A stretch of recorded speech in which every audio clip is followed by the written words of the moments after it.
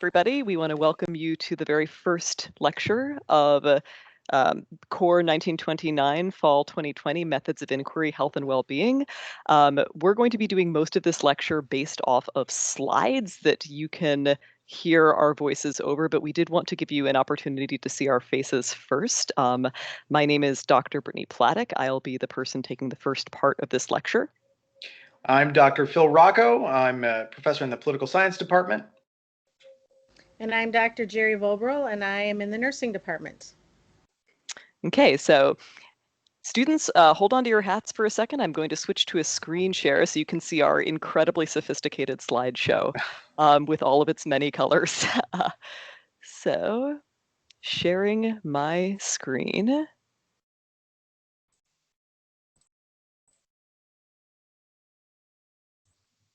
Can you guys see that? Yeah. I can, yes. Yes. All right, so we are going to go to full screen. Okay. So again, just to make sure that all of you students are in the right class watching the correct video, this is Core 1929, Fall 2020, Methods of Inquiry, Health and Wellbeing. This introductory lecture is going to be a course overview, and this is Dr. Platek talking, so it should be pretty short. It's going to give you a sense of what Core 1929 is about, introduce you to what you're going to be learning in this course. We'll talk much more about that in the second lecture that you'll be watching next week. We'll say a little bit about ourselves, your three professors, and introduce you to your teaching assistants. We'll talk a bit about the structure of the course, the kinds of things that you'll be reading, the kinds of things you'll be looking at, the structure of the lectures and the structure of discussion section, and most importantly, for this COVID teaching term, the tech that you will need to use. We'll give you a roadmap of the term, the things that we'll be talking about over the course of the semester, how you'll be graded, some of the major assignments you'll be facing, a little bit about course policies, and then a sense of our trajectory moving forward from here. And I want to say right now, because this is a recording, obviously you can't ask any of your professors questions right now. I would encourage you, however, to please reach out to your teaching assistants in your first discussion section with whatever questions you have about the material of today's lecture or anything else that you are wondering about with this class. Okay, so to start, why am I here besides the fact that it is a required course? So what are you going to be getting out of Core 1929? Well, the basic thesis of this class is that it is good to have multiple perspectives on any given big problem. So the course is essentially one where the goal is to help you learn how to value different perspectives by looking at the way that three very different perspectives, i.e. those of English, political science, and health, understand COVID-19 and health and well-being more generally, but because this term is so unique, we have focused the course around COVID. So the sort of three big questions governing the course and the ones that you can see on the slideshow are these. Why is it valuable to have different approaches to understanding the world? Why do we need the perspectives of a English person, health person, and political scientist to understand COVID? Secondly, what can a different approach look like? How does one inhabit a different perspective? How do you ask different sorts of questions? And then finally, why does it matter? Why is it valuable to put different approaches into conversation with one another? And I want to stress that the conversation part of this class is really key. So we're not looking to make you into a good political scientist, a good health practitioner, or a good English scholar.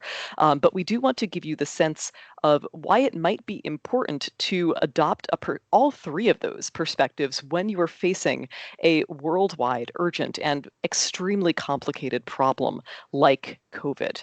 And we want to show you the value of having those different perspectives and making them talk to each other. So in this class, your three professors are going to be learning from one another's lectures, and we will also be talking to one another in joint lectures throughout the term, where we'll be quite literally putting into practice some of the values that we're hoping to introduce to you in this class.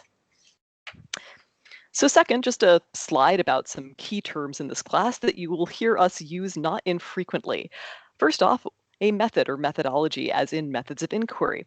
So a method is how a discipline generates knowledge, how it asks questions, how it uses evidence, and how it finds its answers, including the specific materials that it looks at.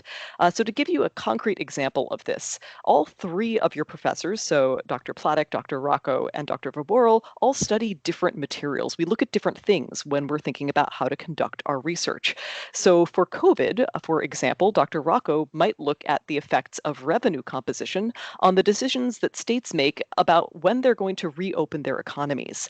Dr. Voboril might look at census data to see, what is happening to which communities during COVID. And I might look at cultural things like movies, TV, books, or zombie movies to see how a culture is understanding and processing the experiences of COVID. So those are all different materials, and we would ask very different questions of those materials. And that is, broadly what methodology is. The second, more straightforward definition is a discipline. So a discipline is just a field of study, so something that you might major in at university, political science, health, or English. And what defines a discipline is not just that it has a certain perspective, but it also has standardized that perspective so that we can evaluate whether or not somebody's doing a good job of it. So it has a standardized way or set of ways of asking questions, using evidence, and finding answers. So finally, why a methods of inquiry course on COVID-19 in particular? And this slide should almost hopefully be self-evident. COVID is something that we are all deeply affected by right now, both in our personal lives and in our political lives. And those two things are incredibly linked, as you will see throughout the course of this class. It's one of the most significant events that you and we will live through. We hope it's, like, if there's anything more significant than this, like, cross your fingers. I really hope this is it for a while. And because it's so big and complicated, it's not something we can understand from one perspective. So in this class, among the things that you'll consider are how political institutions like state, local, and federal government shape how a nation's citizens, that's us, you and me, experience COVID-19, how social determinants of health, so things like class, affect the kinds of care that we do and don't get for COVID-19. And finally, how the language that we use to talk about COVID shapes the way that we understand the disease and also ourselves. And all of these topics, I want to stress, are intricately interrelated. So to return to the example that I used earlier of the different professors looking at different materials to understand COVID, even though I, as a professor, don't examine, because I'm not Dr. Rocco, the effects of revenue composition on the decision of states whether or not to reopen, what I would look at is the way that states try to talk to their citizens about their decision to reopen and the way that they frame it in language. Even the term reopen is really fraught, because if you pause and stop and think about it for a second, what does it mean for a state to be open or closed? What does it mean for an economy to be open or closed, like a store? That's a very particular choice that that state has made to speak to its citizens on a matter of policy. And so you'll be seeing how our methods interrelate with one another as we move throughout this class. And so finally, just let's introduce ourselves in a little bit more detail to you, and now you are looking at our faces. So Dr. Voboril, you want to go first? Sure. My name is Dr. Voboril, and my specialty in nursing is community health nursing and mental health nursing. So you will be getting a little taste of how that interacts and how that has really affected people through this COVID crisis. That's about it for me. I'm Dr. Rocco, and I'm a professor in the political science department. My areas of interest are the politics of health policies, so how and why governments make the health policies they do, including around pandemics. I'm also really interested in the role of federalism, or the fact that we have multiple levels of government in the United States, and I study conflicts between those levels of government. We've already seen that play out extensively during COVID, so I'm really interested in how those conflicts have an effect on the actual lives of people who are experiencing the pandemic. And one other thing that I'll talk about and that we'll look at through the semester is the politics of expertise. So why some kinds of scientific experts have power when dealing with pandemics and why other forms of knowledge are sidelined. And so hopefully we'll get to a lot of those topics over the course of the semester. And my name again is Dr. Brittany Platic. I am an assistant professor in the English department, and I study, among other things, literature and medicine. So some of the things that we'll be looking at in this class is the figurative language of disease, how there are often particular forms of literary language that attach to particular diseases, and how diseases are sometimes used themselves as language. We'll also be looking at some of the common cultural stories that are told about pandemics, and you'd be surprised just how old and how influential some of them are and how prevalent they are in our society. So for example, some of the things that we'll be looking at are zombie myths and how zombie stories are shaping the way that you and me have thought about this pandemic and in particular our behavior during this pandemic. So in addition to working with your three professors, and I should say you will mostly be interacting with us through video recorded lectures, so you won't be getting, except in a couple of instances throughout the term, face-to-face time with us unless you visit us in our office hours, which I highly recommend. So please do that. We actually do want to see you. But the folks that you will be spending most of your face-to-face time with are three excellent teaching assistants from two different departments. And I want to introduce all three of them to you. Please do go and check your check mark and your D2L to see whose section you are in. So our three teaching assistants are Janaea Thomason, Jessie Workus-Haynes, and Abigail Bernhardt. So to start with Janaea, she is an English doctoral candidate at Marquette, and she's taught in the program for the last several years. Her area of research is 19th century English novels with a specific interest in the representation of sexual intercourse and reproduction. Her research is an interdisciplinary mix of literature with history and healthcare. And along with overly long English novels, she studies the Victorian novels, which are chonkers. My research interests carry into fan fiction, so she also studies fan culture. So if any of you guys write fanfic, talk to Janaea because she's got your number. And those are actually much more similar fields than you might think. So our second teaching assistant, Jessie Workus-Haynes, is also in the English department. She's a PhD candidate and instructor at Marquette. Her interests are in Gothic literature, gender studies, and British and Irish literature of the long 19th century. Her dissertation considers the fluid nature of national, global, and personal identity through an exploration of what it meant to be an Irish author under British rule. Specifically, her research looks at the ways that Oscar Wilde, James Joyce, and Flann O'Brien are social innovators who subvert maternal language and mythic metaphor, blurring the lines between text and personhood to aesthetically recreate their own identities. And when not busy with her 6 children, she enjoys teaching, traveling, and binging Netflix, like so many of us during this pandemic. So finally, Abigail Bernhardt is the lone teaching assistant not from English. She hails from the history department, where she is a PhD candidate currently writing her dissertation on the relationship between soccer and politics in 20th century Ireland. So basically, she also knows kind of everything about recent soccer history. So if you have a favorite team or a question, hit her up.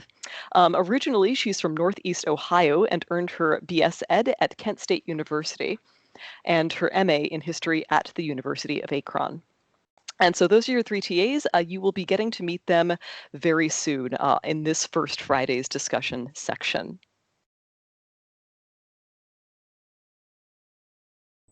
All right, so now it's time to talk a little bit about what exactly is going to happen each week in the course. What's the structure of the course, and what are the materials you're going to be using to engage with us. So the first thing to note is that this course is mainly structured around 2 types of sessions. The first are asynchronous lectures. So every week between Monday and Thursday, you'll have the opportunity to watch one asynchronous lecture. It'll be between an hour and hour and 45 minutes. And those can be watched really at any time of day in those 4 days. We're going to drop the lectures on D2L every Monday. As you watch those lectures, you're going to go to D2L and you will see some quizzes, which are very, very basic multiple choice true and false quizzes, just to make sure that you're keeping up with the material as we go along. And you'll do those quizzes as you complete the lectures. Now, one thing to note about these quizzes, these are not gotcha questions. It is not our intention to use them as a sort of punitive tool just to make sure that you're like eating your vegetables. These are quizzes just to help enrich your understanding of the material. So you can take them as many times as you want and get the highest score that you possibly can. And that will be the score, the highest score that will ultimately be included on your as part of your grade. So I'll just note that the one aspect about those quizzes is that you will have to complete them by every Thursday at 5 p.m. When those quizzes are there. So before you go to your discussion section each week. So in addition to the asynchronous lectures, you will also have synchronous discussion sections in Microsoft Teams. Those will occur on Friday, and they will be 50 minutes each week. You are required to attend and participate in those synchronous discussion sections, and attendance will be taken there. But that's really the place where we've designed some activities that are going to help you apply some of the key concepts from lecture. And really, it's not a situation in which somebody is going to be talking at you or where you're going to be doing busy work of any kind. What we're really interested in is actually getting out there and sort of getting your hands dirty with some of the material that we are looking at over the course of the semester. So you're actually going to be doing some sort of preliminary analysis of data on rates of COVID infection and different forms of government across the world in my section. And the activities are going to be really geared around sort of making all of what you're learning in here concrete. So those will happen every Friday, and again, they are going to be required. You will have to attend, and they will be led by your TAs. So we'll go to the next slide.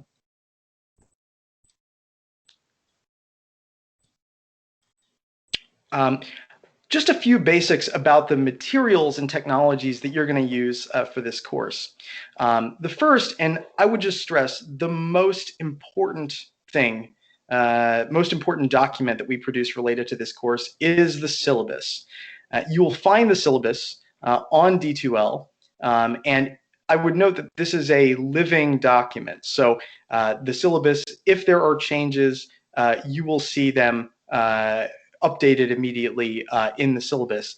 But this is the document that contains all of the relevant policies or procedures for our course. It's a social contract between you, the students, and we, your professors. So we're not going to pull any surprises on you. Everything that you need to know about the course, from your grades, what our policies for late work are, what our policies related to accommodations related to COVID-19, as well as every reading and assignment and how we're going to grade the assignment is located in the syllabus, which is on D2L. So I can't emphasize enough, the most important thing you can do this week is take a close look at your syllabus. And we'll be saying a little bit more about that later as we go along, and take a look at what is going to be covered in each week. The second thing to note is that each week there will be some readings. These will be fairly short readings in most cases each week, but you'll want to do them prior to taking a look at the lectures. So there's something that will ultimately be helpful for you as you go along with the lecture, and will help make the lecture make a little bit more sense. These are also all on D2L. Everything is organized by week. So whatever week you're in, you can open that week on the menu bar on the side, and you'll find all of the readings, lecture materials, and quizzes that you will need. So they're all right there. They're also all online free of charge, so no need to pay for any textbook or anything like that. The third thing, I've been saying a bit about D2L, but D2L is really the main platform we're going to be using for distributing all of the relevant materials for the class. So all of the lectures, all of the quizzes, all of the assignments, Dropbox is where you will upload the assignment, your grade book for the class, and so on, as well as an opportunity to communicate with faculty and TAs.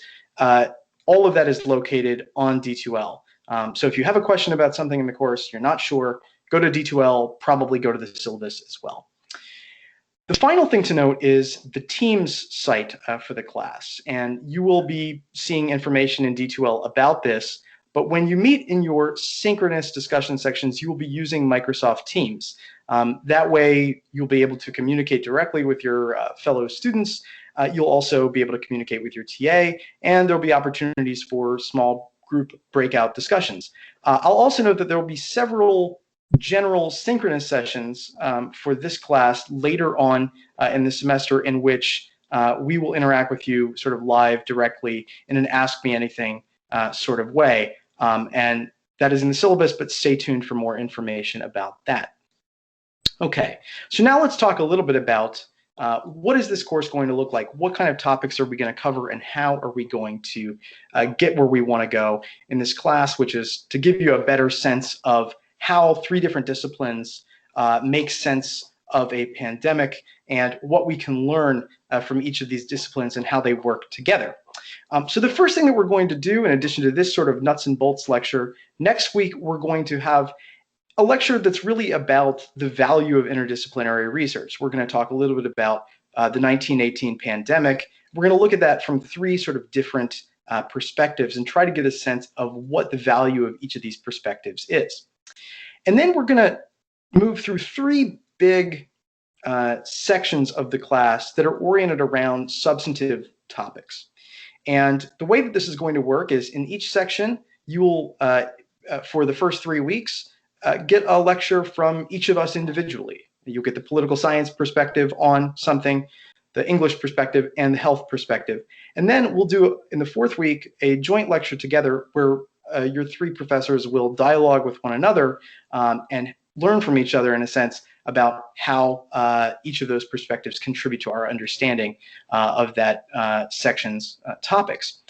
So the first big section we're going to cover is what we call COVID's narratives. And this is really about how we talk to one another and respond to pandemics. So in the English part of that section, you're going to learn sort of about narrative and about framing. In the political science section, we'll talk about the instrumental uses of language and how politics shapes our ability to communicate about health risks. And in the nursing section, you'll talk about different health systems and the way that those different health systems structure the way that countries respond to pandemics. Next, we'll move on to what we call COVID's pasts. So here we'll look at how stories, political institutions, and the social determinants of health shape the response to the pandemics. And the big point of this section is that there's a lot that happens before a major health crisis occurs that shapes how we respond to it. So we'll look at the narratives we have about crisis response. We will look at the way that political institutions around the world, including democracies and autocracies, respond to extreme health events. And we'll also look at the way that social and economic realities and inequalities ultimately affect the outcomes of countries on pandemics. And in the final section of the class, we're really going to start by thinking about what comes next. This is, I think, for most people, including us, it's a very uncertain time. And that has become almost a cliche to say, in these uncertain times. But what we're really interested in is, how can we use our different disciplines to think about what comes next? What might we want to see as a broad global and national and even local response to the pandemic? How is the world changing as a result of it? And ultimately, this is going to lead up to the final assignment that you'll be doing in the class, which is actually writing about what you think the future might be like following for this pandemic. And you'll draw on the insights of different disciplines in doing that.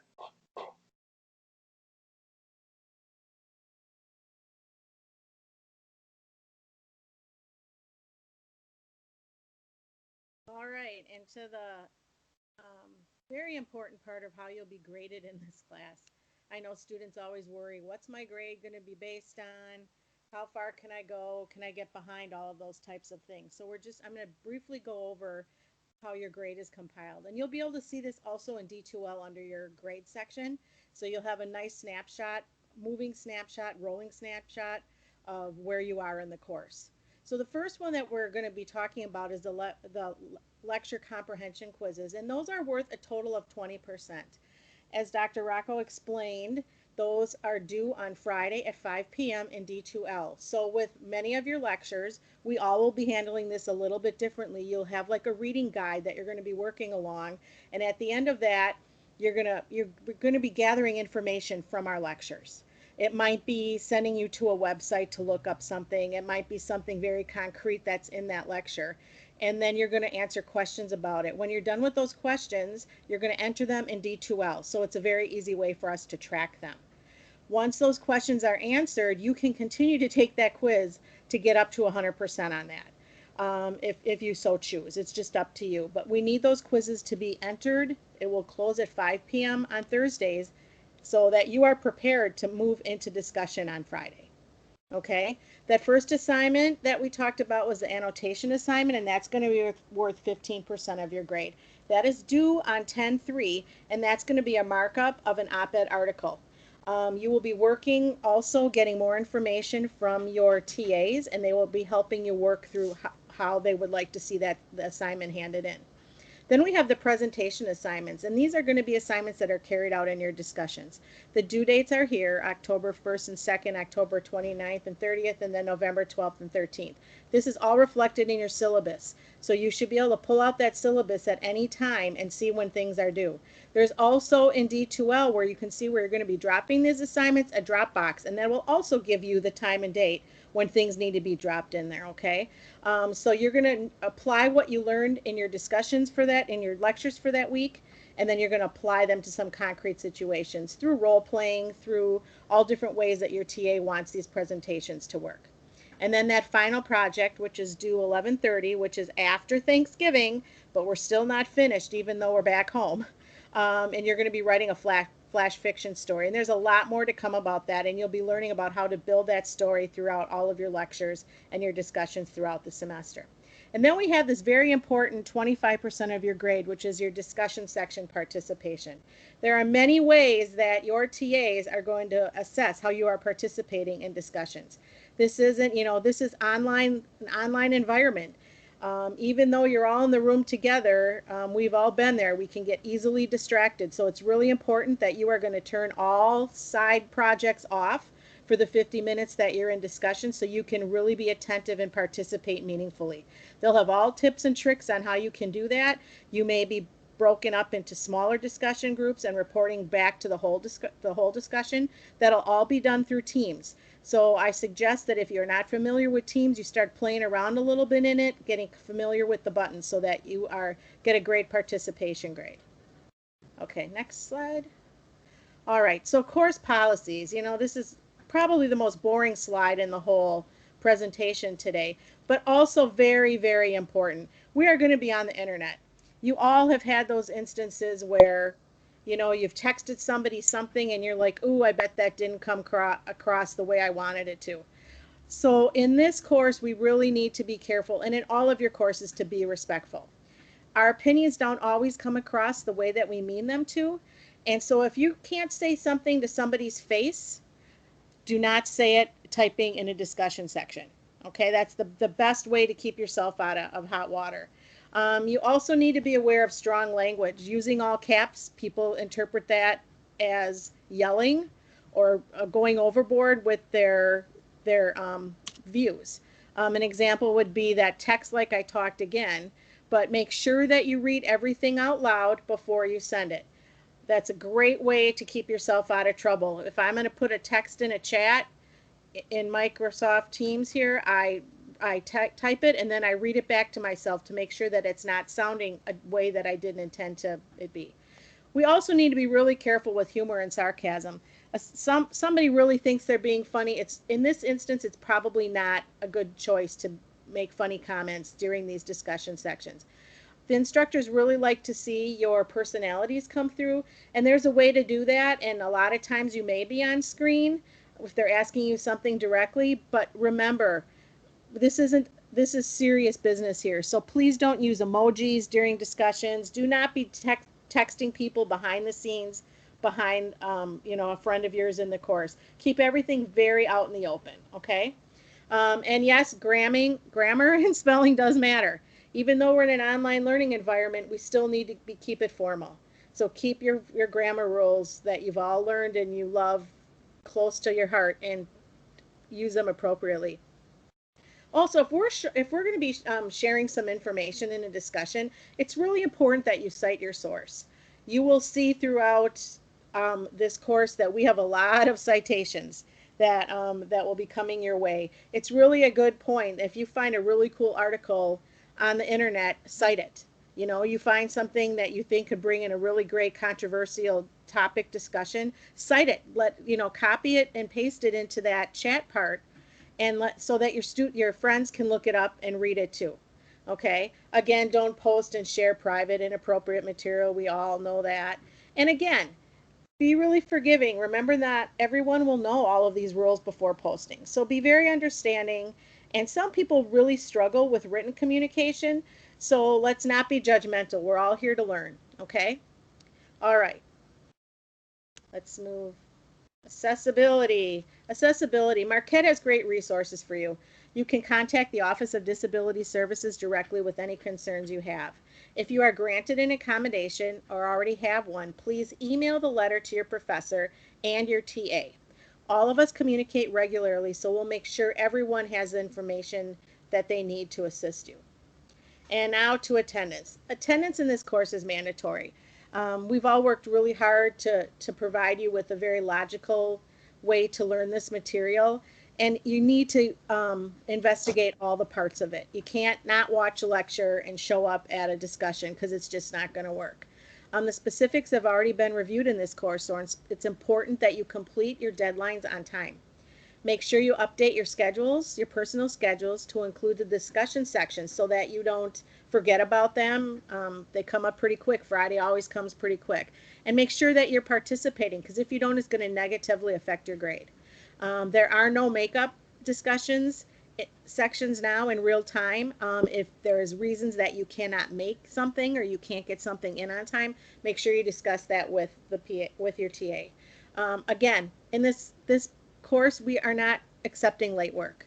We will work with people. We understand that things happen, but we need to know about them, and we need to be able to keep track of where you are. If your TA doesn't see you for a week or two, we're going to worry. So please keep your TA, stay in touch with your TA, and make sure that if something's going on with you, you don't need to tell them, personal facts. You don't need to tell them that maybe you have COVID or your roommate has COVID or whatever. But make sure that you keep in touch with them, so we don't just assume that you don't care about the course and that you're just blowing things off. All right. Okay, communication. It's so important in any course that you are communicating, especially in an online one, because we're not seeing your face. As far as email goes, we are all available by email. But please keep in mind that we teach other courses, and many are taking courses themselves, and so that we'll work very hard to do our best to answer your questions as quickly as possible. That may not be overnight, that may not be over a weekend, but we are going to keep on top of this. We know that you have concerns that need to be dealt with. As far as office hours go, each of us are handling office hours a little bit differently. There will be a document posted in D2L that will explain which professor you'd like to get in touch with, or who your TA is and how they're managing their office hours. So when you are meeting in that first discussion, that is something that you should have figured out, and you can ask questions about if you don't understand that. Some of us are using Teams, and some of us are doing office hours in specific time frames, and some of us are doing them by appointment. Okay. All right. And there's information there as well on the slide if you are forgetting any of this. So what's next? So now you have all this information. You've heard from your 3 professors. You've virtually met your TAs through pictures and wonderful snapshots of what they're working on.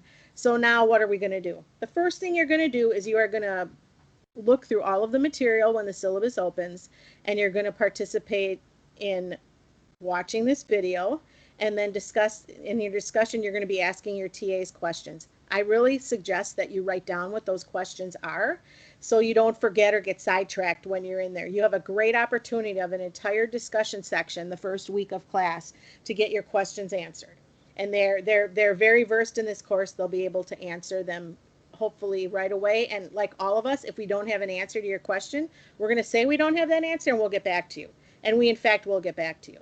Also, I suggest that you plan your calendar, that you stay on top of the content. Weeks go really, really fast. And a lot of you will have most of your classes, hopefully not all of them, in an online learning environment. So you really have to stay on top of your schedule. You can't get to, walk into a class and be like, oh, I forgot that. When you're in discussions, you have to have your discussion prep completed or you're going to be lost. And then that will affect your participation grade because you won't know what's going on. The other thing is review the course in D2L so that you understand the flow of the course. We hope we gave you a really good description today on what the course is going to flow like. But again, we're learning as we go as well. And so, if things shut down or things change, we may have to make adjustments. And like the other professor said earlier, that syllabus is a real-time syllabus. So if changes are occurring, we'll let you know that a major change came to the syllabus so that you can go to the syllabus and look for it. All right, our weeks are going to open on Monday. The lecture will be dropped on Monday. And then the lecture quizzes again are due on Thursdays in preparation for those discussion sections. It's real important. I cannot stress enough that you are prepared and you know what's going on with content for the week to participate in discussions. All right.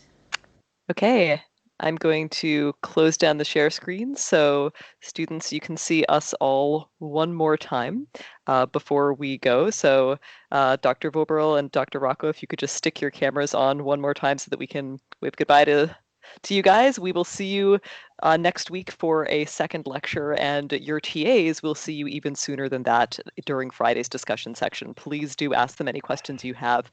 And we look forward to having this course with you for the rest of term. Stay safe and healthy, and we'll see you in a week. Take care, everyone. Bye-bye. See you soon.